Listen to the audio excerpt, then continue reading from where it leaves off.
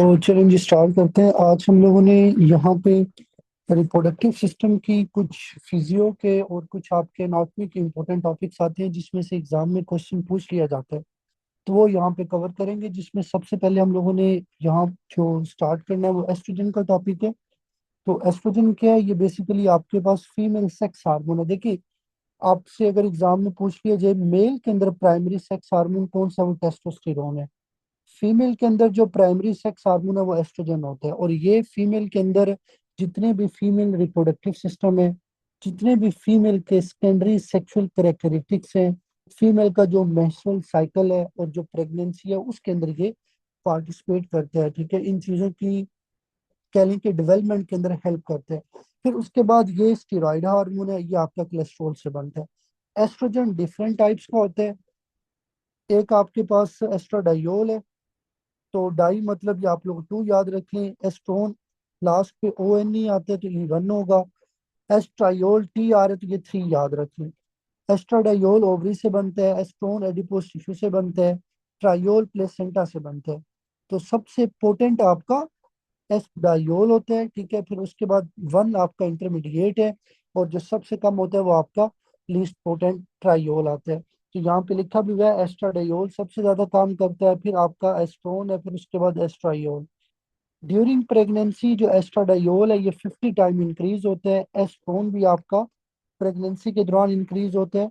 लेकिन जो एस्ट्रायोल है ये 1000 टाइम इंक्रीज होता है। तो ये आपका एमसीक्यूज भी बन सकता है कि प्रेगनेंसी के अंदर अगर आप बच्चे को देखना चाहते हो कि बच्चा आपका ठीक है, प्लेसेंटल यूनिट ठीक है, बच्चा बिल्कुल उसका कह लो कि जो वेल बीइंग स्टेटस है वो गुड है, तो कौन सा मार्कर देखेंगे? एस्ट्रायोल, क्योंकि ये प्रेगनेंसी में बनता है।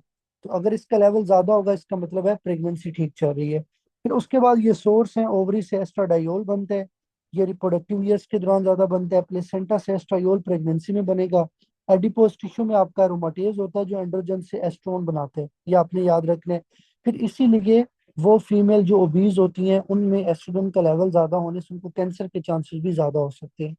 फिर उसके बाद यहाँ पे लिखा हुआ है बायोसिंथेसिस या इसका टू सेल टू गिनेडोट्रोफिन थ्योरी भी बोलते हैं, ये आपने याद रखना है। तो सबसे पहले, क्योंकि आपने पीछे भी पढ़ा है कि जो एस्ट्रो आपका एस्ट्रोजन होता है ये स्टीरॉयड हार्मोन है, ये कोलेस्ट्रॉल से बनते हैं। तो आपका जो कोलेस्ट्रॉल होगा ये थीका सेल में एंटर होगा।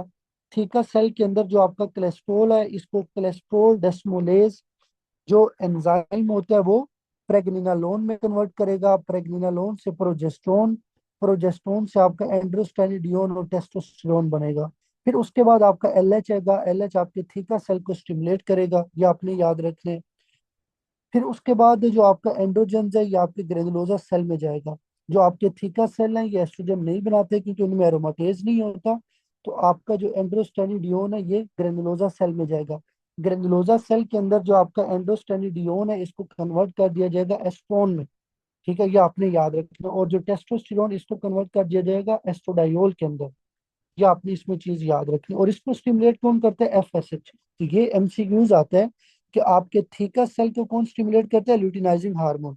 ठीक है, आपके जो ग्रेनुलोजा सेल है इसको आपका एफएसएच स्टिमुलेट करता है, ये आपने इसमें लाजमी याद रखना है। फिर उसके बाद आपका अगेन ये समरी है, एलएच आपके थीका सेल पे जाके एंड्रोजन बनाएगा, एफएसएच आपका ग्रेनुलोजा सेल पे एस्ट्रोजन बनाएगा। फिर उसके बाद इसके एक्शन है, काम है। एस्ट्रोजन एक लिपिड सॉल्युबल स्टेरॉयड हार्मोन है। ये आपकी सेल मेम्ब्रेन को क्रॉस करेगा क्योंकि ये लिपिड सॉल्युबल है। सेल मेम्ब्रेन को क्रॉस करने के बाद ये सेल के अंदर इंट्रासेलुलर रिसेप्टर के साथ बाइंड करेगा। अब ये एमसीक्यू अगेन एक न्यू इंपॉर्टेंट है कि एस्ट्रोजन के रिसेप्टर कहाँ पे होते हैं? साइटोप्लाज्म में होते हैं। तो हार्मोन रिसेप्टर कम्प्लेक्स बनेगा साइटोप्लाज्म के अंदर। ये फिर हार्मोन रिसेप्टर कम्प्लेक्स मूव करके न्यूक्लियस के पास जाएगा। न्यूक्लियस के अंदर जाके ये आपके पास डीएनए के ऊपर जो एस्ट्रोजन रिस्पॉन्स एलिमेंट्स होते हैं उसके साथ बाइंड करेगा। बाइंड करके डीएनए के अंदर जीन की ट्रांसक्रिप्शन कराएगा, मैसेंजर आरएनए बनाएगा। वहां पे मैसेंजर आरएनए से प्रोटीन बनेगा। ठीक है, और वो प्रोटीन फिर आपकी बॉडी के अंदर अपना फिजियोलॉजिकल एक्शन करेगी। तो इसके फिजियोलॉजिकल एक्शन के हैं, फीमेल रिप्रोडक्टिव ट्रैक के अंदर ये एस्ट्रोजन आपका यूट्रस की ग्रोथ कराता है, फ्लोपियन ट्यूब की ग्रोथ कराता है, वजाइना की ग्रोथ कराएगा, सर्विकल म्यूकस की प्रोडक्शन कराता है, एक्सटर्नल जेनिटिलिया को डेवलप करेगा। फिर एंडोमेट्रियम के अंदर ये एंडोमेट्रियल ग्लैंड को प्रोलिफरेट करता है। एंडोमेट्रियम को थिक करता है, एंडोमेट्रियम के अंदर वस्कुलरिटी को ज्यादा करेगा। तो ये प्रोलिफरेटिव फेज कहता है मेंस्ट्रुअल साइकिल का। देखिए ये आपके सारे एमसीक्यूज हैं। अगर आपसे पूछा जाए मेंस्ट्रुअल साइकिल का जो आपका प्रोलिफरेटिव फेज है ये एस्ट्रोजन के अंडर होता है, जो आपका सेक्रेटरी फेज है ये प्रोजेस्टेरोन के अंडर आता है। अगर आपसे एग्जाम में एमसीक्यूज पूछा जाए कौन सा हार्मोन है जो प्रेगनेंसी को मेंटेन करता है, प्रोजेस्टेरोन। क्यों? क्योंकि ये आपके बेसिकली जो ये जो आपके पास फीमेल के अंदर मेंस्ट्रुअल साइकिल का ब्लड लॉस होता है, क्यों होता है? क्योंकि प्रोजेस्टेरोन खत्म हो जाता है, प्रोजेस्टेरोन का लेवल कम होगा तो जो एंडोमेट्रियल आपकी सिक्रीटरी बनी होती है वो शेड होके पीरियड्स के थ्रू बॉडी से आउट चली जाएगी। ये आपने याद रखना। फिर उसके बाद ये आपको पता होना चाहिए कि during the early weeks of pregnancy corpus luteum आपका प्रोजेस्टेरोन बनाता है। ये भी आपने इसमें पॉइंट याद रखना है। तो ये सारे एमसीक्यूज आपको पता होने चाहिए। फिर उसके बाद एस्ट्रोजन आपका मायोमेट्रियम पे काम करेगा। जितना ज्यादा एस्ट्रोजन होगा ऑक्सीटोसिन रिसेप्टर ज्यादा होंगे, गैप जंक्शन ज्यादा होंगे, कॉन्ट्रैक्टिलिटी ज्यादा होगी और एक्साइटेबिलिटी ज्यादा होगी। इसीलिए जो आपका एस्ट्रोजन होता है वो लेबर के लिए यूट्रस को प्रिपेयर करेगा। फिर ये ब्रेस्ट के ऊपर जाके डक की ग्रोथ कराता है, स्टोमल ग्रोथ कराता है, फैट डेपोजिशन कराता है। लेकिन ये आपका अगेन अनदर इंपॉर्टेंट एमसीक्यूज कि जो प्रोजेस्टेरोन है ये लोब्यूलर अल्व्यूलर डेवलपमेंट कराता है। जो आपका एस्ट्रोजन है आएगा। ये पॉइंट आपने याद रखना। फिर एस्ट्रोजन आपका सेकेंडरी सेक्सुअल कैरेक्टरिस्टिक्स बनाता है, ब्रेस्ट के डेवलपमेंट में हेल्प करेगा, फीमेल बॉडी काउंटर है, फीमेल फैट डिस्ट्रीब्यूशन है, हिप्स थाइज और ब्रेस्ट में, पेल्विक वाइडनिंग है। फिर उसके बाद बोन के ऊपर एस्ट्रोजन ओस्टियोक्लास्ट को इनहिबिट करता है, बोन टूटने के प्रोसेस को कम करेगा, बोन की डेंसिटी को मेंटेन करेगा, जिससे बोन स्ट्रॉन्ग होती है। मेन्यूपॉज के बाद फीमेल को ओस्टियोपोरोसिस क्यों होता है?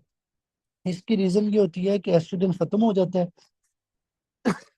एस्ट्रोजन खत्म होगा, ओस्टियोक्लास्ट इनहिबिट नहीं होगा, तो बोन रिजॉर्प्शन ज्यादा होगी जिससे बोन आपकी वीक हो जाएगी, बोन टूटेगी। फिर ये लिवर के ऊपर जाके सेक्स हार्मोन बाइंडिंग ग्लोबुलिन को ज्यादा करता है, ट्रांसफेरिन को ज्यादा करेगा, थायरोक्सिन बाइंडिंग ग्लोबुलिन को ज्यादा करता है, कोर्टिसोल बाइंडिंग ग्लोबुलिन को ज्यादा करता है और क्लोटिंग फैक्टर 2, 7, 9 और 10 को ज्यादा करता है।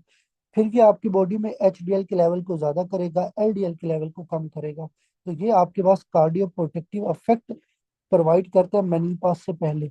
ये भी आपका इंपॉर्टेंट एमसीक्यूज है। अगर आपसे पूछा जाए कि फीमेल के अंदर कौन सा हार्मोन है जो कार्डियो प्रोटेक्टिव होगा, ऑप्शन में एस्ट्रोजन होगा, प्रोजेस्टेरोन होगा, आपने एस्ट्रोजन को पिक करना है। फिर उसके बाद इसके हाइपोथैलेमस और पिट्यूटरी के इफेक्ट आपको पता होने चाहिए कि अगर बॉडी में एस्ट्रोजन ज्यादा होगा तो ये हाइपोथैलेमस में जाके जीएनआरएच को इनहिबिट करेगा, जिससे एफएसएच और एलएच इनहिबिट होगा।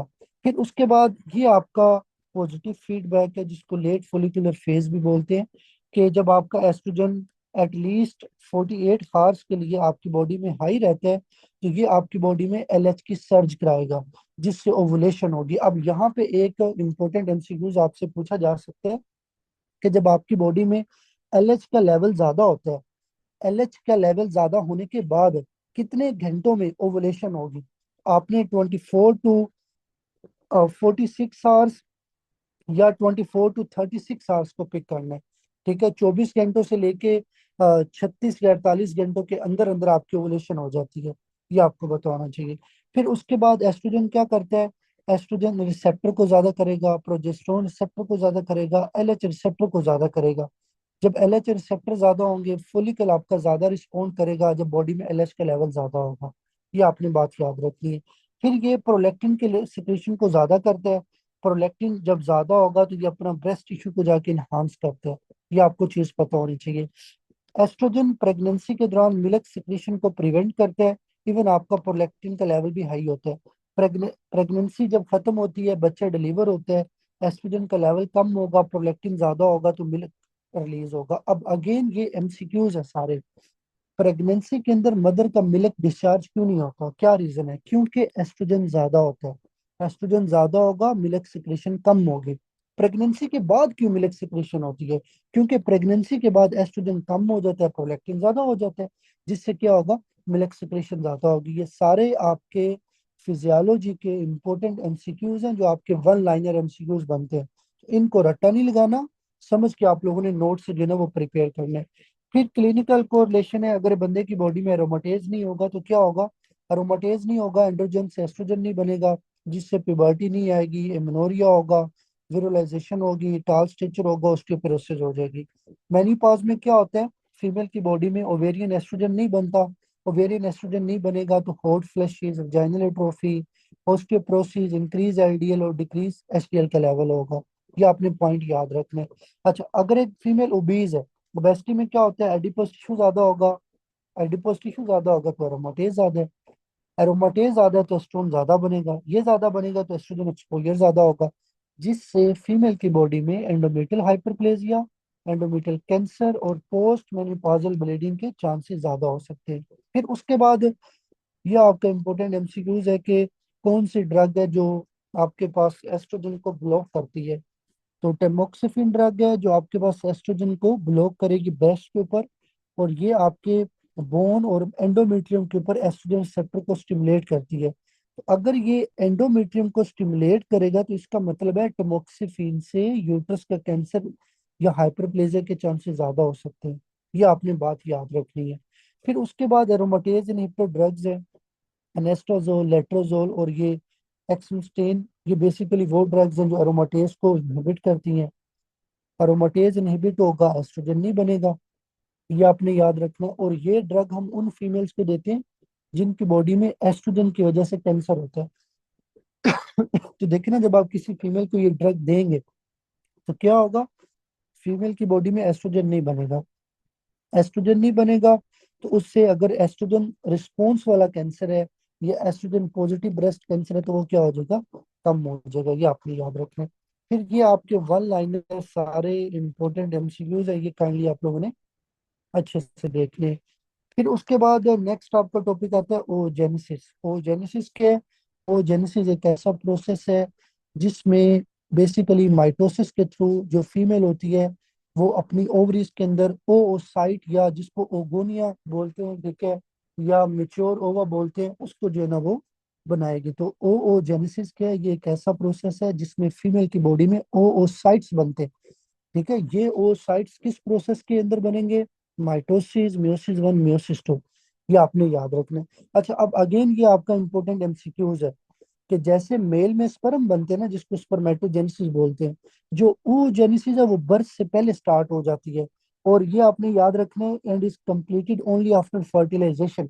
देखो, जो स्पर्मेटोजेनेसिस है ना, मेल में स्पर्म तब बनते हैं जब प्यूबर्टी स्टार्ट होती है।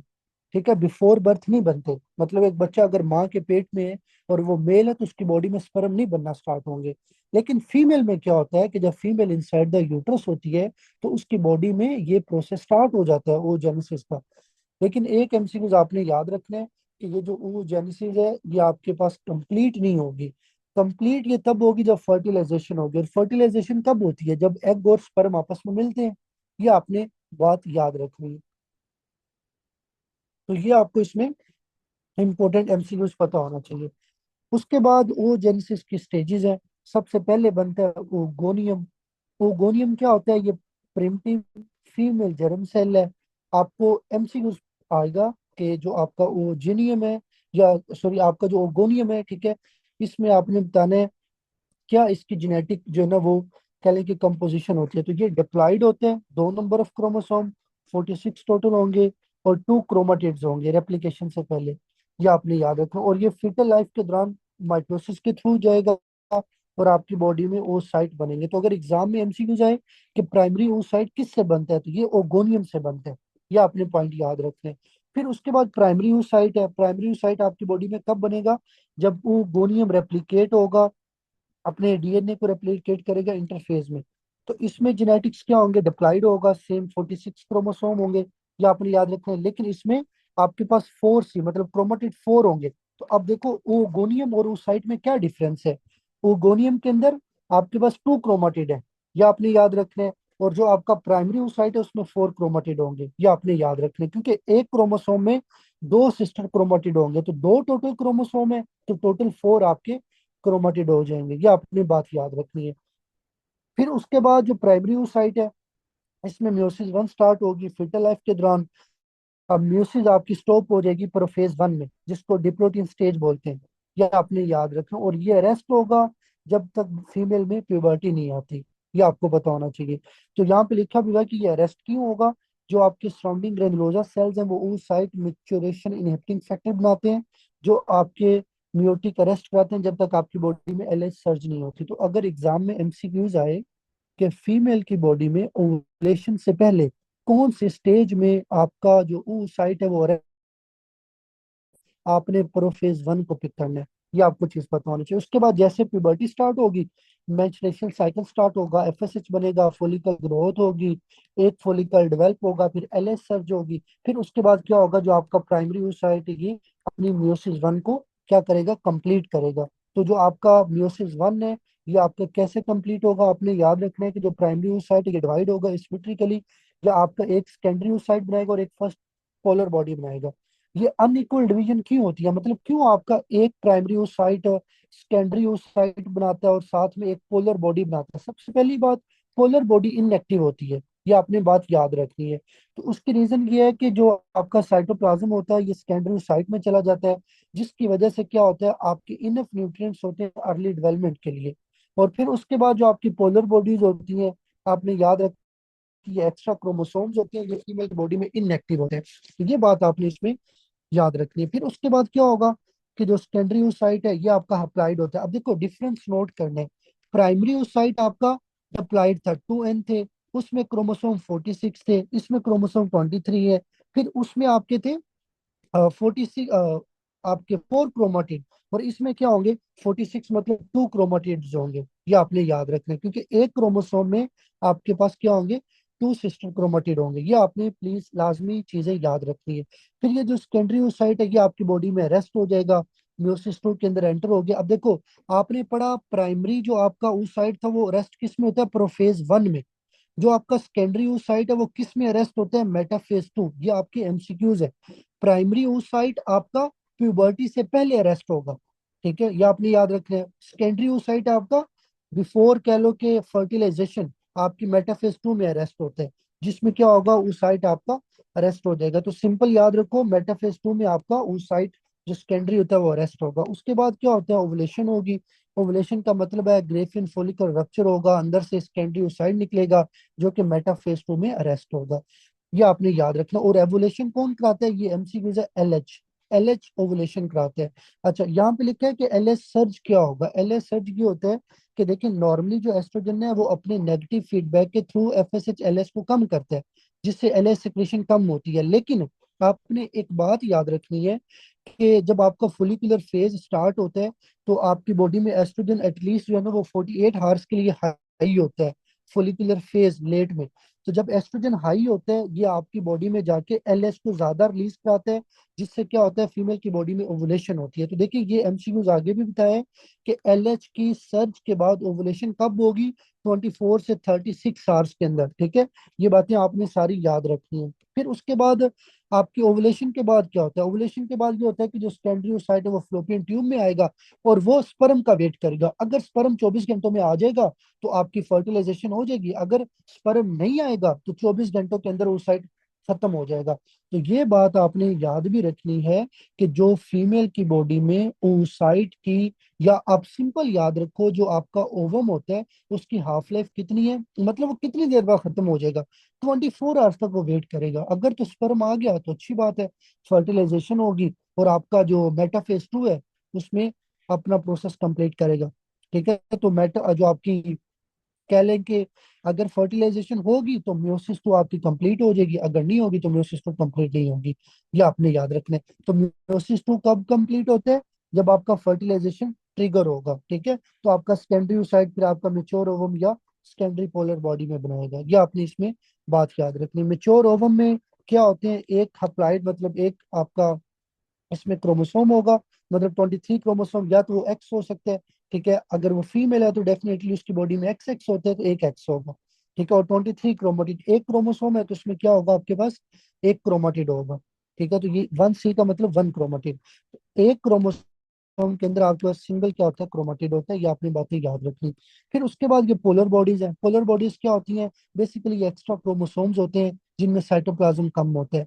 ये आपने याद रखना है। इनका फंक्शन एक्सेस क्रोमोसोम को रिमूव करना, और ये साइटोप्लाज्म को ओवम के लिए प्रिजर्व करते हैं और ये डीजेनरेट हो जाते हैं। इसीलिए फीमेल की बॉडी में अगर एक मतलब डबल एक्स है ना, तो फीमेल की बॉडी में हर टाइम एक एक्स क्रोमोसोम इनएक्टिव रहता है और वो पोलर बॉडी होता है। फिर उसके बाद फोलिकुलर चेंजेस, ये भी एमसीक्यूज है कि फीमेल की बॉडी में सबसे पहले प्राइमोडियल फोलिकल होता है। ये जो आप लोगों ने पढ़ा ना कि एफएसएच फोलिकल की ग्रोथ कराते हैं, कैसे कराते हैं? प्राइमोडियल फोलिकल को कन्वर्ट करेगा प्राइमरी फोलिकल, प्राइमरी से सेकेंडरी, सेकेंडरी से एंट्रल फोलिकल, एंट्रल से ग्रेफियन फोलिकल, ग्रेफियन फोलिकल के बाद ओवुलेशन होगी, कार्पस ल्यूटियम बनेगा। और कार्पस ल्यूटियम आपकी बॉडी में क्या करता है? प्रोजेस्टेरोन बनाता है प्रेगनेंसी के दौरान। अगर आपके पास फीमेल की बॉडी में प्रेगनेंसी नहीं होगी तो कार्पस ल्यूटियम डीजनरेट होकर क्या करेगा? कार्पस अल्बिकन्स बना देगा। ये आपने याद रखना है। तो ये चीजें आपको पता होनी चाहिए। फिर उसके बाद ये हार्मोनल रेगुलेशन है। एफएचएच ग्रेनुलोसा सेल पे काम करता है, फोलिकल की ग्रोथ कराएगा, अरोमाटेज एक्टिव करेगा, एस्ट्रोजन सिंथेसिस कराता है। एलएच आपका थीका सेल पे काम करता है, ये एंड्रोजन प्रोडक्शन कराएगा, ओवुलेशन कराएगा और कार्पस ल्यूटियम की फॉर्मेशन में हेल्प करेगा। कार्पस ल्यूटियम क्या है? ओवुलेशन के बाद जो आपका फोलिकल रप्चर होता है वो कार्पस ल्यूटियम बनाता है। प्रेगनेंसी में ये अर्ली प्रोजेस्टेरोन बनाता है जो आपकी प्रेगनेंसी को मेंटेन करता है। ये आपने याद रखना है। फिर ये एस्ट्रोजन भी बनाता है। तो प्रोजेस्टेरोन आपका सेक्रेटरी एंडोमेट्रियम के अंदर हेल्प करेगा। तो आपने ये पीछे भी पढ़ा है कि एस्ट्रोजन प्रोलिफरेटिव फेज, सेक्रेटरी में प्रोजेस्टेरोन आता है और ये इम्प्लांटेशन को सपोर्ट करता है। अगर प्रेगनेंसी होगी तो बीटा एससीजी बनेगा, बीटा एससीजी कार्पस लूटियम को मेंटेन करेगा जब तक प्लेसेंटा अपना प्रोजेस्टेरोन बनाना शुरू नहीं कर देता। दोबारा रिपीट कर देता हूँ, अगर आपसे एग्जाम में पूछा जाए कि अर्ली प्रेगनेंसी में beta SCG, sorry, early pregnancy में प्रोजेस्टेरोन कहाँ से बनता है? क्योंकि प्लेसेंटा को बनने में टाइम लगता है। तो अर्ली प्रेगनेंसी मतलब 2 4 5 हफ्तों के अंदर अंदर जो प्रोजेस्टेरोन बनता है वो कार्पस लूटियम से बनता है। जब प्लेसेंटा बन जाता है कार्पस लूटियम डिजेनरेट हो जाता है, फिर प्लेसेंटा खुद प्रोजेस्टेरोन बनाता है। ये आपने बात याद रखनी। फिर उसके बाद ये मिडल शिमराज, ये क्या है? ये आपकी मिडल पेन है। मतलब जब फीमेल की बॉडी में ओवुलेशन होती है, फोलिकल रप्चर होगा तो थोड़ी सी ब्लीडिंग होगी, फोलिकुलर फ्लूइड लीकेज होगा। ये पेरिटोनियल को इरिटेट करेगा जिससे फीमेल को यूनिलैटरल लोअर एब्डोमिनल पेन होगी। तो अगर आपको फीमेल आके बोले डॉक्टर साहब हर महीने साइकिल के मिड में मुझे पेन होती है, ये पेन कुछ घंटों तक रहती है, और आपको ऐसे लगेगा जैसे शायद ये अपेंडिसाइटिस, लेकिन रियल में अपेंडिसाइटिस वो नहीं होता। ठीक है, ये आपने बात याद रखी। इसको मिडल शिमराज बोलते हैं जो फीमेल को मिड ऑफ द साइकिल में होती है। ये बात आपको पता होनी चाहिए। फिर उसके बाद यहाँ पे अगेन कुछ चीजें लिखी हुई हैं कि जो आपकी ट्राइसोमी है, जिस तरह डाउन सिंड्रोम है, तो ये आपका एमसीक्यूज पूछा जाता है कि वो फीमेल जिनकी एज ज्यादा होती है, एज ज्यादा होने से क्या होगा? म्योटिक नोन डिसजंक्शन होगी म्योसिस वन में, प्राइमरी साइट की, जिससे क्या होता है उस साइट आपके प्रोफेज वन में अरेस्ट हो जाएंगे। ये आपने बात याद रखनी। टर्नर सिंड्रोम है, टर्नर सिंड्रोम में 45X होता है। ठीक है, इसमें भी नॉन डिसजंक्शन होता है म्योसिस के दौरान जिसमें एक क्रोमोसोम इनएक्टिव होता है, ये मोनोसोमी एक्स है। ठीक है, ये भी आपका एमसीक्यूज है कि टर्नर सिंड्रोम इज, ऑप्शन में लिखा होगा आपके पास ट्राइसोमी, मोनोसोमी, तो आपने मोनोसोमी को पिक करना है। फिर क्लाइन फिल्टर है, ये भी म्योटिक नॉन डिसजंक्शन की वजह से होता है जिसमें एक्स्ट्रा क्रोमोसोम होता है। तो ये आपके important one liner repeated MCQs है। प्राइमरी साइट कब अरेस्ट होता है? Prophase one. Secondary site metaphase two में अरेस्ट होता है। तो ये आपके सबसे ज्यादा इंपॉर्टेंट एमसीक्यूज है जो भाई आपने याद रखने। फिर उसके बाद ये मैंने प्राइमरी साइट, सेकेंडरी, ओवम, इन सब में जो डिफरेंस है वो भी लिखा है। तो आप लोगों से रिक्वेस्ट है ये इनको आपने अच्छे से देखना है। फिर उसके बाद आपका प्रेगनेंसी आता है। ठीक है, प्रेगनेंसी क्या है? सिंपल भाई, जब आपके पास स्पर्म और ओवम मिलते हैं, फर्टिलाइजेशन होती है, और फर्टिलाइजेशन से लेके जब तक डिलीवरी नहीं होती वो प्रेगनेंसी का पीरियड होता है। और प्रेगनेंसी के दौरान फीमेल की बॉडी में ना मल्टीपल चेंजेस आती हैं। हमने उन मल्टीपल चेंजेस को समझना है कि यार प्रेगनेंसी के अंदर क्या क्या जो है ना वो आपके पास चेंजेस आती हैं। और ये आपके एग्जाम के एमसीक्यूज है जो आपसे पूछे जाएंगे। सबसे पहले तो ये पता होना चाहिए फर्टिलाइजेशन होती कहाँ पे। तो एम्पुला मोस्ट कॉमन साइट है। फिर उसके बाद ये ओवुलेशन के 24 आवर्स के अंदर होगा, क्योंकि मैंने आपको पीछे बताया जब ओवुलेशन हो जाती है तो जो ओवम है उसकी मतलब जिंदगी 24 घंटों के लिए है। अगर स्पर्म आ गया तो अच्छी बात है, वरना ये खत्म हो जाएगा। फिर इम्प्लांटेशन एंडोमेट्रियम में होती है, और फर्टिलाइजेशन के 6 दिन बाद इम्प्लांटेशन होती है। ये भी एमसीक्यूज आपने याद रखने हैं। ठीक है, फिर बीटा एसिडी कहाँ से बनता है? सिंथेसिस ट्रोफोब्लास्ट, ये कॉर्पस लूटियम को मेंटेन करता है, आपकी प्रोजेस्टेरोन बनाएगा फर्स्ट ट्राइमेस्टर में, ये लेडिंग सेल को स्टिमुलेट करता है, और ये टीएसएच लाइक भी इसकी एक्टिविटी है।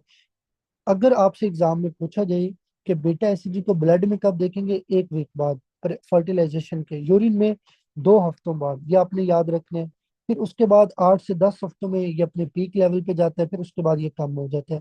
प्रेगनेंसी डेटिंग ये भी इंपॉर्टेंट है कि एम्ब्रियोनिक एज क्या होता है और गेस्टेशनल एज क्या होता है। फर्टिलाइजेशन के बाद से लेके जो बच्चे की एज आप काउंट करते हैं ना, वो एम्ब्रियोनिक एज है। और गेस्टेशनल एज होती है जो पीरियड के लिहाज से, देखो फॉर एग्जाम्पल एक फीमेल आपके पास आती है, वो आपको आके बोलती है डॉक्टर साहब मुझे 4 महीने हो गए पीरियड नहीं आ रहे। तो ये जो आपने पीरियड से काउंट करके प्रेगनेंसी बताइए ना इतने हफ्तों की है, ये गेस्टेशनल एज होती है बच्चे की। तो first day of last period से लेके, ठीक है, जो जितने मतलब मंथ हो गए हैं पीरियड्स को नहीं आए हुए, वो आपकी क्या होगी, गेस्टेशनल एज होगी। फर्टिलाइजेशन 6 वीक्स पे, या आपने याद रखना है 6 वीक्स अगो होगी, और गेस्टेशनल एज 8 वीक्स। तो ये आपने चीजें लाजमी याद रखनी। फिर ये ग्रेविडिटी टर्म है, जितनी दफा फीमेल प्रेग्नेंट होती है उसको ग्रेविडा बोलते हैं। इसमें current pregnancy, abortion, miscarriage, live birth, still birth, मतलब टोटल प्रेगनेंसीज आपने देखनी है। तो करंट प्रेगनेंसी, प्रीवियस प्रेगनेंसी, देखो ना 2 दफा फीमेल प्रेग्नेंट हुई है तो ये ग्रेविडा 2 होगा। ये आपने इस तरह नंबर याद रखने। फिर पैरिटी है, पैरिटी क्या होता है, फॉर एग्जांपल एक दफा फीमेल प्रेग्नेंट हो गई है, प्रेगनेंसी 20 हफ्तों तक या इससे ज्यादा चली गई है, उसको पैरिटी बोलते हैं। तो अगर फर्स्ट ट्राइमेस्टर अबॉर्शन में देखो ना, फर्स्ट ट्राइमेस्टर 12 हफ्तों का होता है, अगर 20 हफ्ते से पहले बच्चे की डेथ हो जाए तो ये हम पैरिटी में काउंट नहीं करते। तो 2 टर्म डिलीवरीज और करंट प्रेगनेंसी, ये क्या होगा, देखो 2 टर्म डिलीवरी है मतलब जारी बात है, ये आपके पास प्रेगनेंसी 20 हफ्तों से ज्यादा हुई है, तो पारा 2 होगा। करंट प्रेगनेंसी है तो करंट प्रेगनेंसी में क्या होगा, 2 दफा फीमेल पहले प्रेग्नेंट थी और एक दफा करंट है, तो टोटल क्या होगा, G3। तो G3 पारा 2। ये इस तरह से ना जब आप लोग एग्जाम में जाएंगे तो आपको एमसीक्यूज में स्टेटमेंट में ये चीजें दी जाती हैं, G3 P2। तो अगर वहां पे मतलब पूछा भी जा सकता है और आपको पता भी होना चाहिए, क्योंकि आप लोगों ने आगे ओप्स डायनी पढ़नी है, तो वहां पे ये चीजें आएंगी।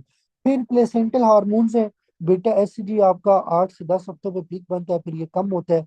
प्रोजेस्टेरोन कार्पस ल्यूटियम से बनता है इनिशियली, फिर प्लेसेंटा से बनता है। ये प्रेगनेंसी को मेंटेन करता है, यूट्रस को रिलैक्स करेगा और सर्वाइकल म्यूकस को ठीक करेगा। फिर आपका एस्ट्रोजन है, ये कंटिन्यूसली इंक्रीज होता है, यूट्रन ग्रोथ, ब्रेस्ट डेवलपमेंट और यूट्रन ब्लड फ्लो को ज्यादा करेगा। ह्यूमन प्लेसेंटल लैक्टोजन है, ये इसको ह्यूमन क्रोनिक स्मेटोट्रोफिन भी बोलते हैं। ये इंसुलिन रेजिस्टेंस कराता है, लाइपोलाइसिस कराता है और ग्लूकोज फिटस को देगा। और ये एमसीक्यूज है, अगर आपसे पूछा जाए प्रेगनेंसी में फीमेल को डायबिटीज होती है, कौन सा हार्मोन इंसुलिन की रेजिस्टेंस कराता है, ह्यूमन प्लेसेंटल लैक्टोजन। फिर प्रोलैक्टिन है, ये प्रेगनेंसी के दौरान इंक्रीज होता है, मिल्क प्रोडक्शन डिलीवरी के बाद इंक्रीज होगी, क्योंकि एस्ट्रोजन कम होगा, प्रोजेस्टेरोन भी कम होगा, लेकिन प्रोलैक्टिन का लेवल ज्यादा हो जाएगा। फिर प्रेगनेंसी में चेंजेस क्या आती हैं, अब ये एमसीक्यूज है कि what are the respiratory changes that are going to occur in pregnancy. तो रेस्पिरेटरी में आपको रेस्पिरेटरी एल्कोलोसिस होगी, ये आपने याद रखना है, क्योंकि प्रोजेस्टेरोन रेस्पिरेटरी सेंटर को स्टिमुलेट करता है, रेस्पिरेटरी रेट ज्यादा होगा, हाइपर वेंटिलेशन होगी, CO2 बॉडी से बाहर जाएगी, ब्लड में CO2 का लेवल कम होगा, आपकी किडनी क्या करेगी, बाइकार्बोनेट को एक्सक्रीट करेगी कंपनसेशन के लिए, तो रेस्पिरेटरी एल्कोलोसिस होगा। कार्डियोवास्कुलर में प्रेगनेंसी में कार्डिक आउटपुट ज्यादा होती है 30 to 50%, जिससे आपका स्ट्रोक वॉल्यूम, हार्ट रेट ज्यादा होने से कार्डिक आउटपुट ज्यादा होती है। हार्ट रेट आपकी 10 to 20 बीट्स पर मिनट ज्यादा होती है। फिर प्रेगनेंसी में फीमेल को एडीमा भी होता है। एडीमा क्यों होता है, यूट्रस वेनस कंप्रेशन करता है और ब्लड वॉल्यूम ज्यादा होने से क्या होता है, एडीमा होता है। गैस्ट्रोइंटेस्टाइनल में फीमेल को प्रेगनेंसी में कंस्टिपेशन हो सकता है, क्यों हो सकता है, जो प्रोजेस्टेरोन है वो स्मूथ मसल को रिलैक्स करता है, बाउल मोटिलिटी कम होगी, प्रेगनेंसी होगी। प्रेगनेंसी में फीमेल सॉरी कंस्टिपेशन होगी। प्रेगनेंसी के अंदर फीमेल को गर्ड भी हो सकता है, नॉर्मल है, क्यों होगा, जो प्रोजेस्टेरोन है वो लोअर एसोफेजियल सफिस्टर को रिलैक्स करता है, एब्डोमिनल प्रेशर को ज्यादा करेगा। जब एब्डोमिनल प्रेशर ज्यादा होगा तो एसिड आपका पीछे एसोफेगस में जाएगा। गाल स्टोन बनते हैं, ये भी एमसीक्यूज है, क्यों बनते हैं, प्रोजेस्टेरोन गाल ब्लैडर की मोटिलिटी को कम करेगा, कोलेस्ट्रॉल सेचुरेशन ज्यादा होगी जिससे गाल स्टोन बनेंगे। एंडोक्राइन में इंसुलिन रेजिस्टेंस होती है, जो ह्यूमन प्लेसेंटा लैक्टोजन, कोर्टिसोल और प्रोजेस्टेरोन कराता है। इसकी रीजन क्या है, बच्चे को ज्यादा से ज्यादा ग्लूकोज दिया जाए। फिर मदर फैट को यूज करती है, ठीक है, फिटस ग्लूकोज रिसीव करेगा, इसीलिए लाइपोलाइसिस ज्यादा होती है। पिट्यूटरी ग्लैंड की लार्जमेंट होती है, जिससे लैक्टोट्रोफ हाइपरप्लेजिया होता है। ये आपने याद रखना है। प्रेगनेंसी में टीबीजी ज्यादा बनती है, टोटल T3 T4 ज्यादा होगा। कोर्टिसोल बाइंडिंग ग्लोबुलिन ज्यादा बनेंगे, जिससे टोटल कोर्टिसोल ज्यादा होता है। सेक्स हार्मोन बाइंडिंग ग्लोबुलिन ज्यादा बनती है, जिससे आपके जो हार्मोन्स हैं फ्री वाले नॉर्मल रहते हैं, लेकिन टोटल वाले ज्यादा हो जाते हैं। फिर ये भी एमसीक्यूज है कि प्रेगनेंसी में अनीमिया क्यों होता है, अगर अनीमिया होता है तो उसके रीजन क्या है। डिल्यूशनल अनीमिया का मतलब यह है कि प्लाज्मा वॉल्यूम ज्यादा होगा, जिससे आपकी बॉडी के अंदर आरबीसी मैस की निस्बत वॉल्यूम ज्यादा होगा, जिससे फीमेल को फिजियोलॉजिकल अनीमिया होगा। फिर प्रेगनेंसी में हाइपर कोगुबल स्टेट होती है, प्रेगनेंसी के अंदर फाइब्रिनोजन ज्यादा होता है, क्लोटिंग फैक्टर ज्यादा होते हैं, प्रोटीन एस आपकी कम हो जाती है, ये आपने याद रखना है। और इसका पर्पस क्या होता है कि डिलीवरी के बाद मदर की ब्लीडिंग को रोका जाए, इसीलिए आपका ये हाइपर कोगुबिलिटी होती है। और इसीलिए प्रेगनेंसी में डीवीटी एम्बोलिज्म के भी चांसेस ज्यादा होते हैं, क्योंकि हाइपर कोगुबिलिटी ज्यादा होगी। फिर न्यूट्रिशन रिक्वायरमेंट्स है, प्रेगनेंसी में आयरन, फोलिक एसिड और कैल्शियम की डिमांड बढ़ जाती है। प्रेगनेंसी में जीएफआर ज्यादा होता है, जिससे ब्लड में क्रेटिनिन और यूरिया नाइट्रोजन का लेवल कम होगा। प्रेगनेंसी में ग्लूकोज यूरिया भी हो सकता है, क्योंकि फिल्टर्ड आपका जीएफआर ज्यादा है तो ग्लूकोज ज्यादा फिल्टर होगी, जिससे यूरिन में आ सकती है। नॉर्मल बंदे में ग्लूकोज यूरिया इंडिकेट करता है किडनी मसले को, फीमेल में प्रेगनेंसी के दौरान इसका मतलब नॉर्मल भी हो सकता है। फिर प्रोटीन यूरिया भी हो सकता है, स्मॉल अमाउंट में फीमेल को आपके पास प्रोटीन यूरिया आ सकता है जो फिजियोलॉजिकल, अगर ज्यादा आ रहा है तो इसका मतलब है कोई पैथोलॉजी हो सकती है, उसमें प्रीक्लेम्शिया या रीनल डिजीज। फिर हाइड्रोनेफ्रोसिस हो सकता है, प्रोजेस्टेरोन यूरेटर को रिलैक्स करता है, इनलार्ज यूट्रस यूरेटर को कंप्रेस करेगा, जिससे पानी अकमुलेट होगा यूरेटर में, जिससे आपका हाइड्रो कह लो कि यूरेटर होगा, और अगर यूरेटर में पानी इकट्ठा होगा पीछे किडनी में इकट्ठा हो जाएगा, जिससे हाइड्रोनेफ्रोसिस होगा, और ये ज्यादा राइट साइड पे होता है। स्किन चेंजेस में मेलास्मा होगा, क्योंकि इसमें क्या होता है आपकी बॉडी के अंदर स्पेशली जो कह लें कि मेलेनोसाइट स्टिमुलेशन ज्यादा होती है, ये आपने याद रखना है। फिर linea nigra, dark line on abdomen, इसको लाइनिया नाइग्रा बोलते हैं। अरुलर डार्कनिंग है, ये मेलानोसाइट स्टिमुलेशन से ज्यादा होगा। फिर स्ट्राया ग्रेविडेरम है, फीमेल को एब्डोमेन पे स्ट्रेच मार्क पड़ेंगे, ये स्किन स्ट्रेचिंग की वजह से होता है। फिर वेरिकोज वेन, ये क्यों होगी, वीनस प्रेशर ज्यादा होने से। पामर एरिथीमा, ये एस्ट्रोजन के ज्यादा होने से होगा। मस्कुलोस्केलेटन में प्रेगनेंसी के अंदर लॉर्डोसिस हो सकता है, लॉर्डोसिस क्यों होता है, आपका यूट्रस लार्ज होगा, उसको कंपनसेट करने के लिए स्पाइन चेंज, स्पाइन का जो आपका कह लो कि नॉर्मल बंदे में स्ट्रेट होती है, ठीक है, लेकिन प्रेगनेंसी के दौरान ये एल टाइप हो जाएगी, थोड़ा सा स्पाइन कर्वेचर चेंज होता है ताकि यूट्रस लार्ज उसको अकोमोडेट किया जाए। फिर जॉइंट लेक्सिटी ज्यादा होगी, हार्मोन और रिलैक्सिन बनता है, ये आपके जो पेल्विस जॉइंट होते हैं उनको चाइल्ड बर्थ के लिए प्रिपेयर करता है, इसीलिए जॉइंट थोड़ा रिलैक्स हो जाते हैं। फिर उसके बाद ये सारे अगेन आपके वन लाइनर एमसीक्यूज है, काइंडली ये आप लोगों ने लास्ट में देख लो। फिर उसके बाद ये आपका एससीजी, ये हमने पीछे पढ़ भी लिया है, ठीक है। इसको पढ़ने से पहले अगेन थोड़ा सा प्लेसेंटल हार्मोन्स के बारे में पता होना चाहिए। सबसे इंपॉर्टेंट आपने याद रखना है बीटा एससीजी और एचपीएल। बीटा एससीजी आपके कार्पस लूटियम को मेंटेन करता है, ह्यूमन प्लेसेंटल लैक्टोजन इंसुलिन के रेजिस्टेंस कराता है, जिससे डायबिटीज के चांसेस बढ़ते हैं। एससीजी कौन बनाता है, प्लेसेंटा में सिंथेसिस ट्रोफोब्लास्ट है, तो एस से ना, एस से याद रख लो सिंथेसिस, तो ये लेयर क्या करेगी, एससीजी बनाएगी।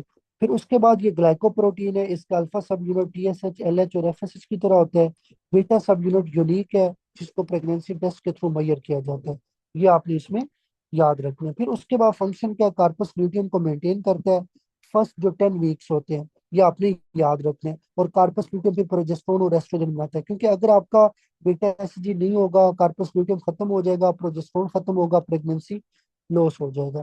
फिर उसके बाद ल्यूटियल है, ये प्लेसेंटल शिफ्ट कराते हैं, मतलब ये है कि अराउंड द 10 या 12 वीक आपका कार्पस ल्यूटियम जो पहले प्रोजेस्टेरोन बना रहा था, उसके बाद क्या होगा, प्लेसेंटा प्रोजेस्टेरोन बनाने लग जाएगा, इसको बोलते हैं ल्यूटियल टू प्लेसेंटल शिफ्ट, के जो कार्पस ल्यूटियम था वो आपका प्रोजेस्टेरोन बनाना बंद कर देगा, तो इससे शिफ्ट हो जाएगा प्लेसेंटा की तरफ, ठीक है। फिर ये टीएसएच लाइक काम करता है, अगर एसजी ज्यादा होगा टीएसएच को स्टिमुलेट करेगा, जिससे T3 T4 ज्यादा बनेंगे, हाइपरथायराइडिज्म होगा, और T3 T4 ज्यादा होकर स्पेशली आपके टीएसएच या टीआर के लेवल को कम करेंगे, जिससे फीमेल को हाइपरथायराइडिज्म हो सकता है। और इसी तरह एससीजी आपके पास हाइपरेमेसिस ग्रेविडेरम भी कराता है, मोलर प्रेगनेंसी में लेवल ज्यादा होता है, मल्टीपल गेस्टेशन में लेवल ज्यादा होगा। फिर उसके बाद इसका लेवल पीक 8 से 10 हफ्तों में होता है, फिर आहिस्ता आहिस्ता ये कम होता है। अब ये आपके एमसीक्यूज है, बीटा एसजी कब ज्यादा होता है, अगर प्रेगनेंसी 2 है, 3 है, हाइड्रोटिफामोल है, कोरियोकार्सिनोमा एक लिमिट से ज्यादा होगा, ठीक है। कम कब होता है, जब एक्टोपिक प्रेगनेंसी, थ्रेटन अबॉर्शन या मिस्ड अबॉर्शन होगी। क्लिनिकल यूज क्या है, ये प्रेगनेंसी को डायग्नोस करने के लिए देखते हैं, एक्टोपिक प्रेगनेंसी को मॉनिटर करने के लिए देखते हैं, और गेस्टेशनल ट्रोफोब्लास्टिक डिजीजेस को देखने के लिए इसके लेवल को चेक करते हैं। फिर उसके बाद कोरियोकार्सिनोमा, उसके लिए भी इसको चेक करते हैं। फिर आपका HPL है, ये पीछे पढ़ाया, इसको ह्यूमन क्रोनिक स्मेटो आपका ट्रोफिन भी बोलते हैं। ये प्लेसेंटा से बनता है, ये ग्रोथ हार्मोन प्रोलेक्टिन की तरह होता है, इंसुलिन रेजिस्टेंस कराता है ताकि बच्चे को ज्यादा से ज्यादा ग्लूकोज मिले। लाइपोलाइसिस कराता है ताकि मदर फैट को तोड़े और इससे बच्चे को ग्लूकोज ज्यादा मिले, ये आपने याद रखना है। फिर उसके बाद ये मेटरनल इंसुलिन सेक्रेशन को ज्यादा करेगा, क्योंकि देखो पेंक्रियाटिक मतलब ये कि मदर की बॉडी में ये इंसुलिन के सेक्रेशन को ज्यादा करता है। लेकिन एक बात याद रखनी है कि अगर आपकी बॉडी के अंदर इंसुलिन ज्यादा बने और उसके बाद आपकी बॉडी के अंदर ये काम ना करे, तो क्या होगा, डायबिटीज मेलाइटिस डेवलप हो जाएगा। तो pancreas compensate by producing more insulin, क्योंकि जो HCG होता है प्लेसेंटल आपके पास ये सॉरी ह्यूमन प्लेसेंटल लैक्टोजन, जिसको HPL भी बोलते हैं, ये फीमेल की बॉडी में क्या करते हैं, आपके पास ग्लूकोज को एब्जॉर्ब नहीं होने देता। ठीक है, जिसकी वजह से फीमेल की बॉडी में इंसुलिन भी ज्यादा बनता है। ये आपने इसमें बातें याद रखनी है। फिर ये ब्रेस्ट डेवलपमेंट कराता है एस्ट्रोजन और प्रोजेस्टेरोन के साथ मिलके। फिर उसके बाद प्रेगनेंसी के दौरान इसका लेवल ज्यादा होता है, इसका लेवल लिमिट से ज्यादा होगा अगर मल्टीपल गेस्टेशन या लार्ज प्रेसेंट है। फिर आपका प्रोजेस्टेरोन आता है। प्रोजेस्टेरोन पहले 10 हफ्तों में कार्पस ल्यूटियम बनाता है, आफ्टर 10 वीक्स आपका प्लेसेंटा बनाएगा। फंक्शन क्या है, एंडोमेट्रियम को मेंटेन करता है, ये आपने याद रखना है, और यूट्राइन लाइनिंग को इम्प्लांटेशन के लिए सूटेबल बनाता है। डेसिडुअलाइजेशन है, मतलब आपके एंडोमेट्रियम को न्यूट्रिएंट रिच डेसिडुआ के अंदर कन्वर्ट करेगा, इसको डेसिडुअलाइजेशन बोलते हैं। यूट्राइन मसल को रिलैक्स करता है, जिससे मायोमेट्रियल एक्साइटेबिलिटी कम होती है, प्री मेच्योर कंट्रैक्शन नहीं होती और मिसकैरेज नहीं होती। इसीलिए जिन फीमेल में प्रोजेस्टेरोन कम होता है ना, उनमें क्या होता है, आपके पास मिसकैरेज भी ज्यादा होती है, क्योंकि यूट्राइन कंट्रैक्टिलिटी ज्यादा होती है। सर्वाइकल म्यूकस को ठीक करेगा ताकि ऊपर इंफेक्शन ना जाए। बॉडी टेम्परेचर को ज्यादा करता है ओवुलेशन के बाद, ये आपने याद रखना है। और ये फर्टिलिटी अवेयरनेस मेथड में काम आता है। ये MCQs भी है कि कौन सा हार्मोन बेसल बॉडी टेम्परेचर को ज्यादा करते हैं, प्रोजेस्टेरोन। फिर ये आपके पास क्या करता है, लैक्टेशन प्रिवेंट करता है ड्यूरिंग प्रेगनेंसी, क्योंकि जो प्रोजेस्टेरोन है ये मिल्क सेक्रेशन को ब्लॉक करता है। आफ्टर डिलीवरी क्या होता है, प्लेसेंटा निकल जाता है, प्रोजेस्टेरोन कम हो जाएगा, तो प्रोलैक्टिन ज्यादा होगा, जिससे मिल्क प्रोडक्शन स्टार्ट हो जाएगी। ये आपने बात याद रखनी है।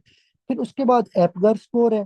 ठीक है, सबसे पहले ये जो आपके पास बच्चे पैदा होते हैं नर्सरीज के अंदर, बच्चों की असेसमेंट के लिए हम एक स्कोर यूज करते हैं जिसको एपगर स्कोर बोलते हैं। ठीक है, और ये 1 मिनट और 5 मिनट पे करते हैं। ठीक है, इसमें जो कंपोनेंट होंगे उसका स्कोर है 0, 1, 2, टोटल स्कोर 10 होता है। ठीक है, इसमें सबसे पहले हम बच्चे का कलर देखते हैं। ठीक है, अगर कंप्लीटली पिंक है तो 2 स्कोर, पिंक बॉडी है, ब्लू एक्सट्रीमिटीज है तो 1 स्कोर, अगर आपके पास बच्चा पेल या कंप्लीटली ब्लू है तो 0 स्कोर होगा। पी से फिर पल्स देखते हैं, अगर 100 से ज्यादा है 2 स्कोर, 100 से कम है 1 स्कोर, अगर पल्स नहीं है 0 स्कोर होगा।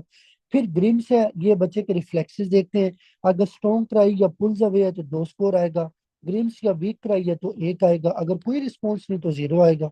फिर बच्चे की मसल टोन है, अगर बच्चा मूव कर रहा है, एक्टिव है, तो 2 स्कोर, अगर सम फ्लेक्शन है, कोई खास मूवमेंट नहीं है तो 1, अगर बच्चा बिल्कुल मूव नहीं कर रहा तो 0 आएगा। फिर रेस्पिरेशन है, अगर स्ट्रॉन्ग ट्राई है, ब्रीथिंग अच्छा है तो 2 स्कोर, अगर स्लो या इरेगुलर है तो 1 स्कोर आएगा, अगर ब्रीथिंग बिल्कुल नहीं है तो 0 स्कोर।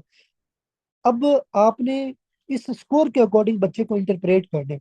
अगर आपका स्कोर 7 से 10 के दौरान आपका बच्चा ठीक है, अगर 4 से 6 के दौरान है तो बच्चे को डिप्रेशन या रेस्पिरेटरी डिप्रेशन हो सकता है, जिसमें आपने उसको सपोर्ट देनी है। अगर 0 से 3 है तो सीवियरली डिप्रेशन होगा। ठीक है, और इमीडिएट आपने रिससिटेट करना है, ये आपने बात याद रखनी है। तो जिन लोगों में ये एपगर स्कोर लो होता है ना, उनमें लॉन्ग टर्म न्यूरोलॉजिकल इंपेयरमेंट हो सकती है, ये आपने बात याद रखनी है। इसीलिए हम स्कोर को चेक भी करते होते हैं बार बार। तो आप बच्चा जब पैदा हुआ है पहले मिनट पे, और आपने याद रखना है 5 मिनट बाद फिर दोबारा आपने चेक करना है। तो ये आप लोगों ने प्लीज लाजमी स्कोर को अच्छे से जो है ना वो करना है। फिर उसके बाद आपका न्यूनेटल बर्थ वेट है, मतलब बाज दफा बच्चे पैदा होते हैं, कुछ बच्चों का वेट 2500 ग्राम से कम होता है, इसको बोलते हैं लो बर्थ वेट। क्या काजेज है, एग्जाम में पूछा जाएगा, what are the causes of low birth weight. तो prematurity, fetal growth restriction. Complication क्या है, जिन बच्चों का वेट कम होता है उनको क्या मसला बन सकता है, ठीक है, उनको ये मसला बन सकता है कि उनकी मोर्टेलिटी डेथ रेट ज्यादा है, मोर्बिडिटी ज्यादा होगी, और SIADS sudden infant death syndrome के चांसेस ज्यादा है। फिर कुछ बच्चे जिनका वेट 4,000 ग्राम से ज्यादा है, तो देखो, नॉर्मल बच्चे का वेट 2500 ग्राम से 4000 ग्राम के दौरान होता है। लेस देन 2500, तो ये क्या होगा, लो बर्थ वेट। ग्रेटर देन 4000 ग्राम मैक्रोसोमी है।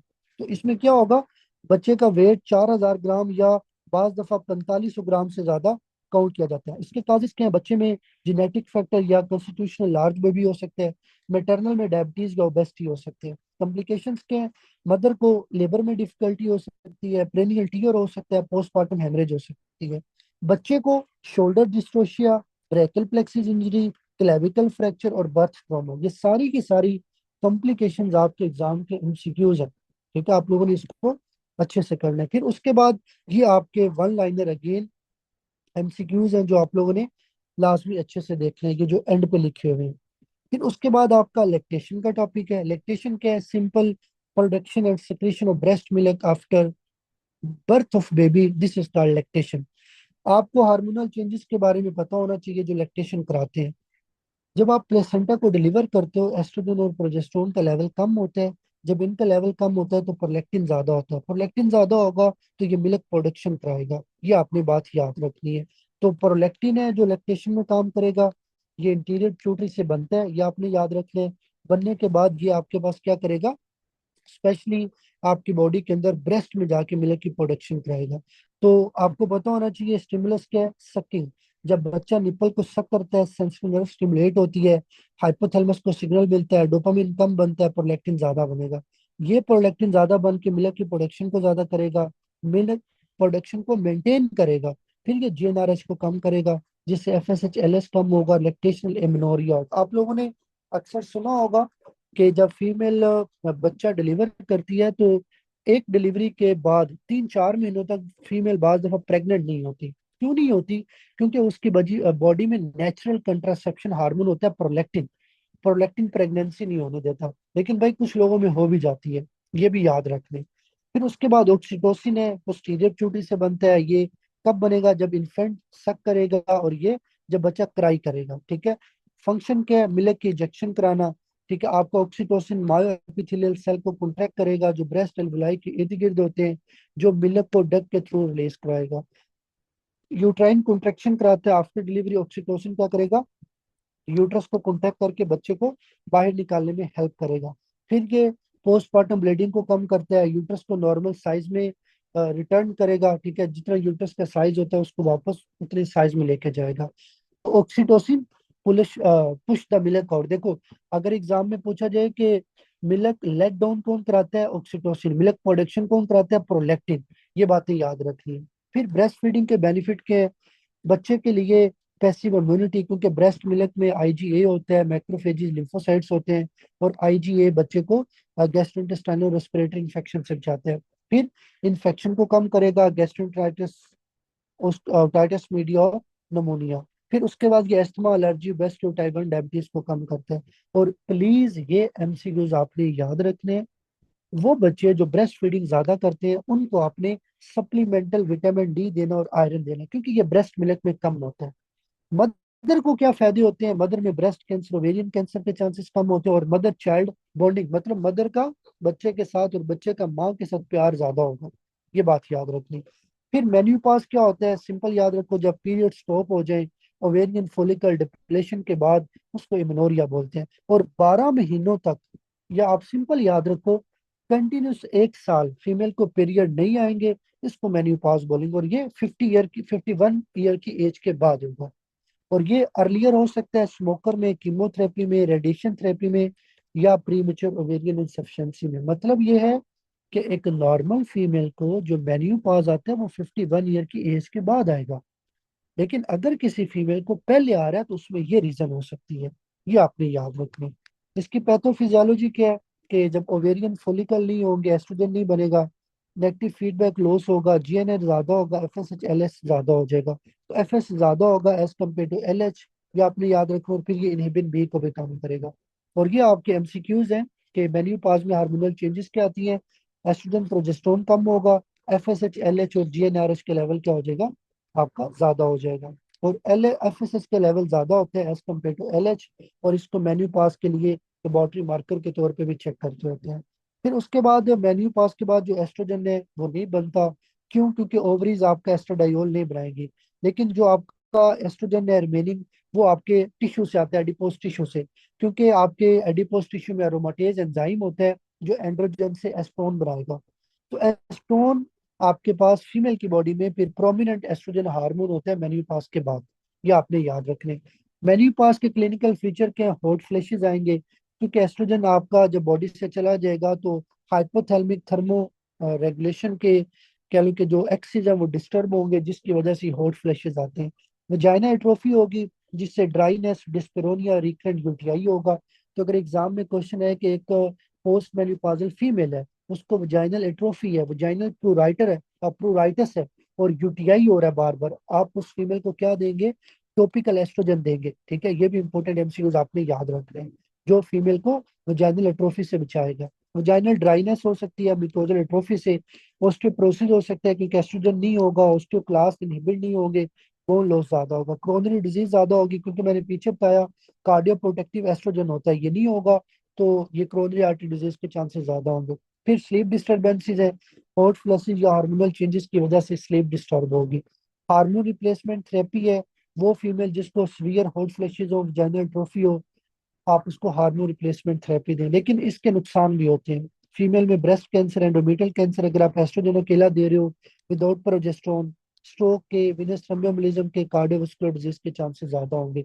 अगर एग्जाम में एमसीक्यूज है ना कि पोस्ट मेनोपॉजल फीमेल में हार्मोनल रिप्लेसमेंट थेरेपी किस चीज के रिस्क को ज्यादा करेगी, तो आपने प्लीज पिक करना है स्पेशली इसमें थ्रोम्बो एम्बोलिज्म। अगर आप लॉन्ग टर्म यूज करोगे हार्मोनल रिप्लेसमेंट थेरेपी, तो ये डीवीटी थ्रोम्बो एम्बोलिज्म के चांसेस को ज्यादा करता है।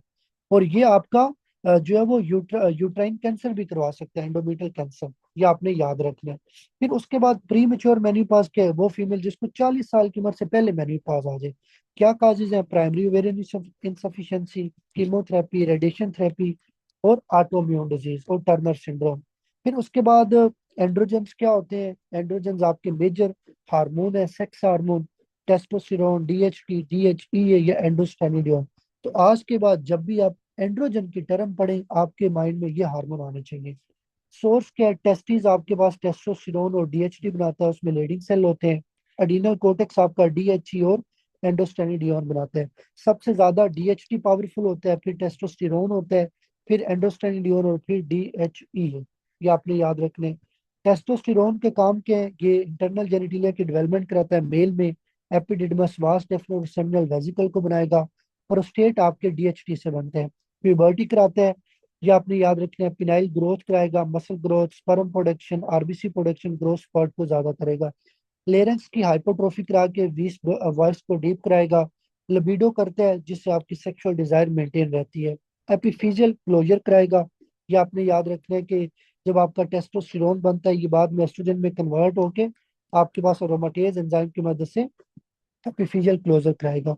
फिर आपका डीएचटी है। डीएचटी कैसे बनता है? टेस्टोस्टेरोन से आपका डीएचटी बनता है विद हेल्प ऑफ 5 अल्फा रेडक्टेज।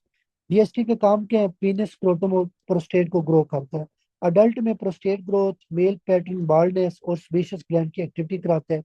फिर उसके बाद अगर आप किसी बंदे को फिनेस्ट्राइड या यूट्रोसाइड ड्रग देंगे, 5 अल्फा रेडक्टेज इनहिबिट होगा, टेस्टोस्टेरोन से डीएचटी नहीं बनेगा, मतलब यह है कि बॉडी में डीएचटी कम होगा। तो डीएचटी कम होगा, इसका मतलब प्रोस्टेट आपका ग्रो नहीं करेगा, तो बीपीएच के लिए ये अच्छी बात है। और एंडोजेनिक एलोपेशिया, ये जो मर्दों के अक्सर आप लोगों ने देखा होगा फ्रंट से हेयर लॉस होते हैं, वो लोग ये ड्रग यूज करते होते हैं, फिर उनमें हेयर लॉस कौन कराता है? डीएचटी। तो वो लोग अक्सर ये फेनेस्ट्राइड ड्रग लेते हैं, ये आपने याद रखने। तो अरोमाटेज क्या करता है? टेस्टोस्टेरोन से एस्ट्राडायोल बनाता है जो एडिपोज टिश्यू टेस्टिस में होते हैं। फिर उसके बाद एनाबॉलिक स्टेरॉइड अब्यूज है, कि कुछ लोग ये स्टेरॉइड लेते हैं मसल मैस या स्ट्रेंथ को ज्यादा करने के लिए। और इसके नेगेटिव इफेक्ट क्या होते हैं? ये acne, aggression, gynaecomastia, testicular atrophy, infertility, sperm count कम करेगा और एरिथ्रोसाइटोसिस ज्यादा करेगा। क्यों? क्योंकि जब आप एक्सोजीनियस स्टेरॉइड लेते हो ना, उसमें स्पेशली ये टेस्टोस्टेरोन, तो आपका जीएनआरएच कम होगा, एफएसएच कम होगा, टेस्टिकुलर टेस्टोस्टेरोन कम होगा, और स्पर्मेटोजेनेसिस नहीं होगी। इसीलिए बोलते हैं कि ये जो जिमर होते हैं, ये जो स्टेरॉइड ज्यादा ले लेते हैं, इनको बच्चे नहीं होते। क्यों नहीं होते? कि उसकी रीजन ये होती है कि क्रोनिकली लेने से आपके टेस्टिस के अंदर अपना टेस्टोस्टेरोन कम होगा, क्योंकि एफएसएच एलएच कम होंगे। फीमेल अगर ज्यादा लेगी तो विरुलाइजेशन होगा, ठीक है, जिससे फीमेल के अंदर हिस्टोटिज्म, एक्ने, वाइस्टी, breast atrophy, male pattern baldness और मेंस्ट्रुअल इरेगुलरिटीज होंगी। ये आपने याद रखना। फिर ये आपके अगेन वन लाइनर एमसीक्यूज हैं, ये आपने अच्छे से देखनी है। फिर उसके बाद ये टेनर स्टेजेस आता है, ये भी आपके एग्जाम के लिए इम्पोर्टेंट है। बेसिकली इसको हम लोग कह लो कि प्यूबर्टी को देखने के लिए ये स्टेजेस यूज करते हैं। स्पेशली जो टेनर स्टेज है, ये 5 स्टेज क्लासिफिकेशन सिस्टम है, जिसमें आप ब्रेस्ट को गर्ल के अंदर, जेनिटिलिया को बॉयज के अंदर और प्यूबिक हेयर को दोनों सेक्सेस में देखते हो। फिर उसके बाद 3 components are graded independently. For example अगर एक बच्चा, उसमें जेनिटिलिया स्टेज 2 हो सकती है, प्यूबिक हेयर स्टेज 3 हो सकती है। मतलब ये है कि बाज दफा हम लोग इसके अंदर इंडिपेंडेंटली स्टेजेस को भी यूज करते हैं। लेकिन आपको पता होना चाहिए कि अगर बताया जाए टेनर स्टेज 1 है तो ये किस एज में होगा। तो ये प्री प्यूबर्टल होते हैं वो बच्चे जिनकी उम्र, अगर लड़का है तो 9 साल से कम होगी, अगर लड़की है तो 8 साल से कम होगी। बॉयज में टेस्टिस का size less than 4 ml, penis child size होगा और प्यूबिक हेयर नहीं होंगे। गर्ल में ब्रेस्ट टिश्यू नहीं होगा, निपल एलिवेटेड होंगे लेकिन प्यूबिक हेयर नहीं होंगे। हार्मोन जीएनआरएच कम होगा, एफएसएलएस कम होगा, टेस्टोस्टेरोन और एस्ट्रोजन कम होगा। तो आपको पता होना चाहिए टिनार स्टेज में क्या बॉडी में चेंजेस होती है मेल और फीमेल। अगर स्टेज 2 है तो ये प्यूबर्टी का अर्ली साइन होता है, और अगर अर्ली साइन ऑफ प्यूबर्टी है तो टेस्टिस लार्ज होंगे, टेस्टिस का वॉल्यूम 4 ml से ज्यादा होगा, स्क्रोटम थिनर और रेडर होगा, फिनाइल इन्लार्जमेंट होगी थोड़ी थोड़ी। फिर उसके बाद आपने इसमें गर्ल्स में एक चीज याद रखनी है कि ब्रेस्ट बडिंग होगी, जिसको थिलार्ची बोलते हैं। स्मॉल ब्रेस्ट होगी, जिससे आपका ब्रेस्ट बड अपीयर होता है। अरूला इनलार्ज होगा, और प्यूबिक हेयर आपके पास क्या होंगे, स्पार्स, लॉन्ग, स्लाइटली पिगमेंटेड, और ये लेबिया और बेस ऑफ पेनिस के अलोंग होंगे। अप्रोक्सीमेटली ये 8 से 11.5 ईयर गर्ल्स की एज में, 9 से 11.5 ईयर बॉयज की एज में होती है। तो ये टेनर स्टेज पता होनी चाहिए। फिर टेनर स्टेज 3 है। बॉयज में इस स्टेज में क्या होता है, पेनिस ज्यादा लंबा हो जाता है, टेस्टिस थोड़े ज्यादा लार्ज होते हैं। गर्ल्स में ब्रेस्ट लार्ज होती है, अरूला सेपरेट नहीं होते। प्यूबिक हेयर ज्यादा डार्क, कर्लियर, कोर्सर, या कह लो कि प्यूबिक रीजन आपका कवर करते हैं। एज 11.5 से 11.5 के बाद अप्रोक्सीमेटली 13 साल की उम्र तक ये स्टेज होती है। फिर स्टेज 4 है। ये बॉयज में पीनिस की ग्रोथ को, लेंथ को और ज्यादा करेगी, ग्लैंड्स को डेवलप कराएगी, स्क्रोटम डार्कनेस हो जाएगा, मतलब थोड़ा डार्क हो जाएगा। गर्ल्स में अरूला और निपल प्रोजेक्ट होंगे, ठीक है। प्यूबिक हेयर में अडल्ट टाइप होंगे, ये आपने याद रखें, और थाइस तक नहीं जाएंगे। ये किस एज में आती है, 13 से 15। तो आपको हर स्टेज में चेंजेस पता होनी चाहिए और किस एज में होता है ये पता होना चाहिए। फिर स्टेज 5 है, ये अडल्ट में होता है। बॉयज में इस स्टेज में क्या होगा, अडल्ट जेनिटिलिया बनेगा, अडल्ट टेस्टिकुलर जो साइज है वो बढ़ जाएगा, पेनिस का साइज बढ़ जाएगा। गर्ल्स में ब्रेस्ट डेवलपमेंट होगी, माउंट अब डिसअपियर हो जाएगा, निप्पल प्रोजेक्ट हो जाएंगे, प्यूबिक हेयर डिस्ट्रीब्यूट होंगे, और ये मिडिल थाइस तक जाएंगे, और ये 15 साल की एज में होता है। तो ये आपने टेनर स्टेजेस को याद रखना है। फिर उसके बाद यहाँ पे लिखा हुआ है कि अर्लीस्ट सेकेंडरी सेक्सुअल कैरेक्टरिस्टिक्स का क्या मतलब है। फीमेल में अगर ब्रेस्ट ब्रीडिंग जल्दी हो, मतलब ये आपके पास थिलार्ची कह लेके आ जाए, और मेल में टेस्टिकुलर इन्लार्जमेंट हो, वो अर्ली सेकेंडरी सेक्सुअल कैरेक्टरिस्टिक्स है। अच्छा, उसके बाद ये भी एमसीक्यूज है कि फीमेल में प्यूबर्टी कैसे स्टार्ट होती है।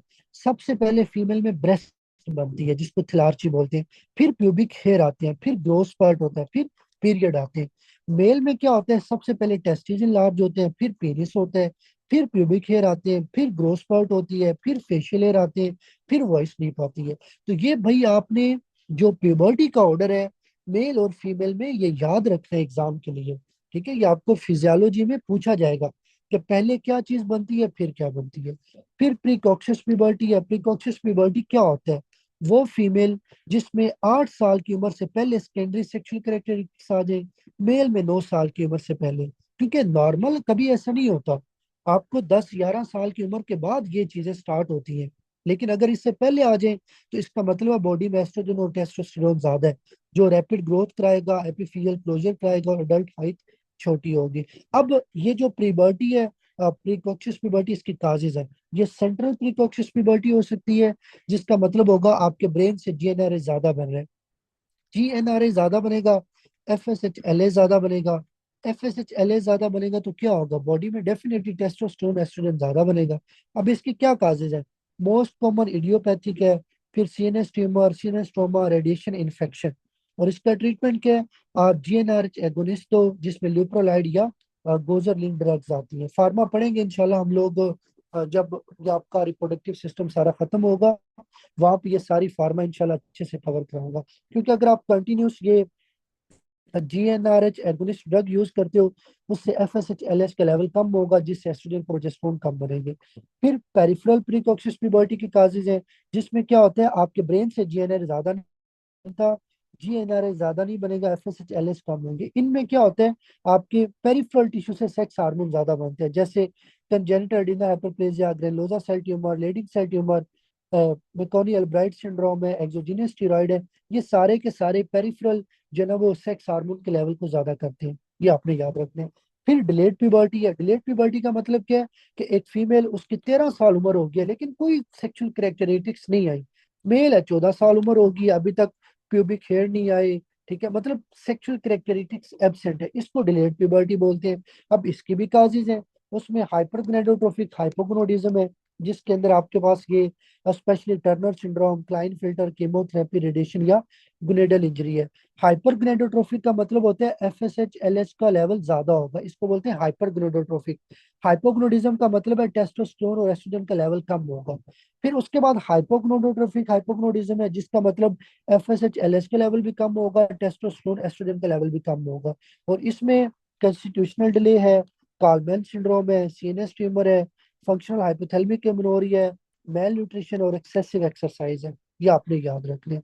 फिर उसके बाद ये आपका बहुत इंपॉर्टेंट एक कंसेप्ट है, जीएनआरएच पल्सटिलिटी। मतलब ये है कि अगर आपकी बॉडी में जीएनआरएच लो पल्स के अंदर बढ़ रहा है, तो आपकी बॉडी में एफएसएच एलएच ज्यादा बनेगा। तो बताने का मकसद ये है कि अगर किसी बंदे की बॉडी में जीएनआरएच ये पल्सटाइल हो, ठीक है, वक्फे के बाद इसका लेवल थोड़ा थोड़ा ज्यादा हो, तो ये आपकी बॉडी में एफएसएच एलएच के लेवल को ज्यादा करेगा। अगर किसी बंदे की बॉडी में जीएनआरएच का लेवल कंटिन्यूस बढ़ रहा है, कोई ब्रेक नहीं है, उससे एफएसएच एलएच का लेवल कम हो जाएगा। तो ये जो आपके पास जिन लोगों को prostate cancer, endometriosis, uterine fibroid या प्रीकोक्सिस प्यूबर्टी होती है ना, उनके अंदर हम इन लोगों को जीएनआरएच को स्टिमुलेट करने वाली ड्रग्स देते होते हैं, जो कंटिन्यूस इनको स्टिमुलेट करती है। तो जब ये कंटिन्यूस स्टिमुलेट होगा, एफएसएच एलएच नहीं बनेगा। एफएसएच एलएच नहीं बनेगा, टेस्टोस्टेरोन नहीं बनेगा, टेस्टोस्टेरोन नहीं बनेगा, डीएचटी नहीं बनेगा, प्रोस्टेट कैंसर ठीक हो सकता है। इसी तरह एफएसएच एलएच नहीं बनेगा, एस्ट्रोजन नहीं बनेगा, एंडोमेट्रियोसिस ठीक हो सकते हैं। तो ये बातें आपने इसमें याद रखनी है। फिर उसके बाद कौन सी कंडीशन है जिसमें जीएनआरएच पल्सेटिलिटी कम होती है?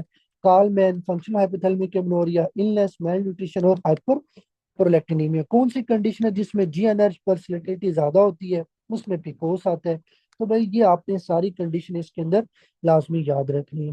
फिर उसके बाद ये आपके वन लाइनर एमसीक्यूज हैं, जो आपने याद रखनी है, क्योंकि आपका जो अभी रिप्रोडक्टिव सिस्टम का टेस्ट होगा, ये उसमें चीजें होंगी। ठीक है, मैं आपको बार बार ये इसलिए बता रहा हूँ, ये सारी चीजें आपने लाजमी याद रखनी है। और इसी तरह जो डेली के एमसीक्यूज आप लोगों को मिलते हैं, उनको प्रैक्टिस किया करो। ये एमसीक्यूज भी आपके सिस्टम में आ सकते हैं। तो काइंडली इन चीजों को आप लोगों ने अच्छे से करना है। जो चीज आप लोगों को करवाई जा रही है, उनको अच्छे से करें। जो चीज वैसे रिप्रोडक्टिव सिस्टम में कोई भी चीज नहीं छोड़ी जा रही, हर एक चीज हर सिस्टम में करवा रहा हूँ। बट अगेन जो चीज ना करवाई जाए उसको छोड़ दो, ठीक है, वो इतनी ज्यादा इंपॉर्टेंट नहीं है।